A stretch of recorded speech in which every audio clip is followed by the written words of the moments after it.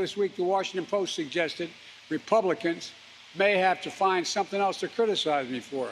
Now that inflation is coming down, maybe they'll decide to impeach me because it's coming down.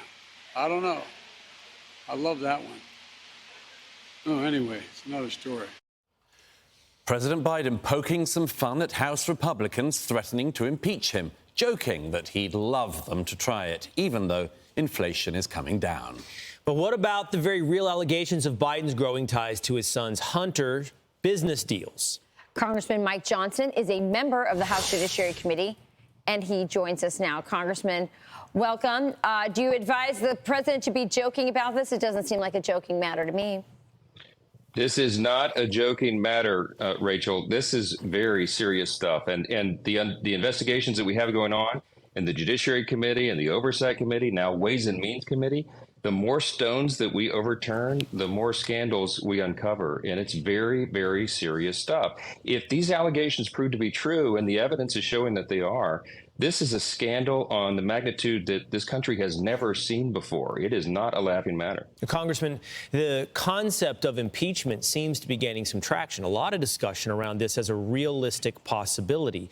Is it as more revelations and evidence come forward when it comes to Biden's business dealings, do you think that is on the table and a real possibility, impeachment? It is on the table. It's a very real possibility, not for political purposes, Will, but because that's our responsibility under the Constitution. We have that right and that authority and that duty. This is a very serious matter. On the House Judiciary Committee, that's where all this begins. We're looking at this very carefully. You know, an impeachment inquiry, as Speaker McCarthy has explained, is just the step in moving towards that. It gives us more subpoena authority, more discovery power, and that, I think, is called for in this case. So we'll see what happens over the coming days. And, Congressman, if I can ask, this week we've seen an amazing development in this with the throwing out of the plea bargain involving the president's son. Things seem to be speeding up in all this. Is that right? And if so, what can the American people expect next? Douglas, I think the evidence is driving that. You know, our Ways and Means Committee Chairman Jason Smith sent documents to the court to alert them to what we've uncovered. This is not something that can be brushed under the rug, and that's what the Bidens are accustomed to doing. Everybody in this country sees this two-tiered system of justice. It sounds like a cliche now, but that's what they see. And it's making them doubt our entire justice system. That's a serious threat in a constitutional republic. So this is going to continue in earnest. I think the steam is building.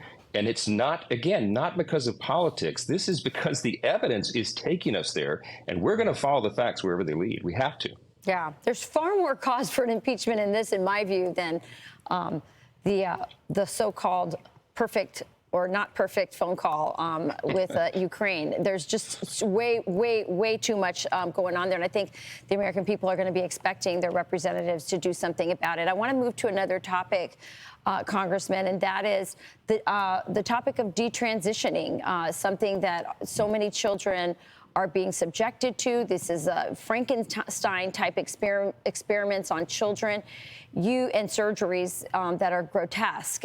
When you guys had an amazing hearing on the Hill with Chloe Cole among them, talking about what she went through. Listen to this. The gender specialist I was taken to see told my parents that I needed to be put on puberty-blocking drugs right away.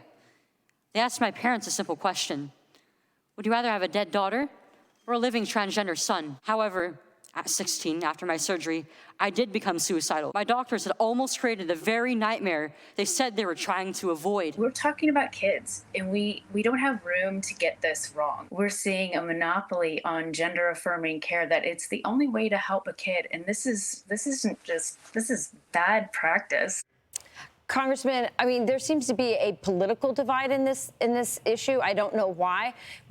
Have you seen any movement based on these very moving testimonies by children who now want to go back to their original, God-given birth gender? What have you seen any movement from Democrats saying, okay, we see these stories and now we want to rethink our position on this? Not at all, Rachel, and it's shocking what's happening. They tried to obscure the issue and change the subject because it's indefensible. What we have here is a nationwide medical scandal based on barbaric pseudoscience, and it's affecting children all around the country, and we have to get on top of this. I think Congress may have a role to play here. I mean, we've heard a lot, Congressman, from Democrats in recent years using language like, a transition, gender-affirming surgery. And Congress, yes, it actually heard the reality of what some of this involves and entails. What do you think the American people are learning from this? Well, quite a bit. There's been a lot of attention paid to this over the last couple of days since that hearing, and that's our objective, is to bring this out into the public light. You have surgeons who are using medications off-label. They're using pharmaceuticals that the FDA has never approved for these uses to castrate children, et cetera. The more people learn, the more alarmed they are, and we have to stop this. Well, Congressman Mike Johnson, great to speak with you this morning. Thank you for your time. Thank you. Thank you, Congressman. I'm Steve Ducey. I'm Brian Kilmeade. And I'm Ainsley Earhart. And click here to subscribe to the Fox News YouTube page to catch our hottest interviews and most compelling analysis.